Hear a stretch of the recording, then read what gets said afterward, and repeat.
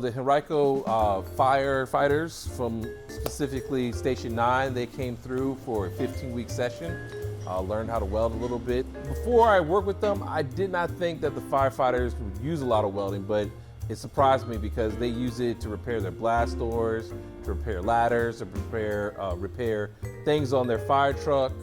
A lot of different applications, build shelves, a lot of things they do there at the firehouse. Some were brand new, never touched a welder at all.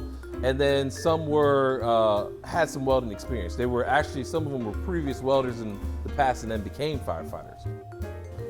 All of my people that graduate, I try to get them jobs right away.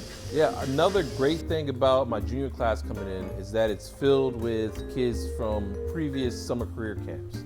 You know, learning how to weld is good for anybody. You don't have to necessarily go into the construction trade and have to use welding. You can use it around your house.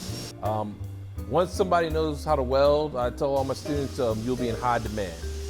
It's as simple as sometimes going on next door. People will ask you to weld up their bird feeders or ask you to fix their gate or some small task that they can't do, and a bigger company won't be willing to do that, won't cost an arm and a leg money-wise.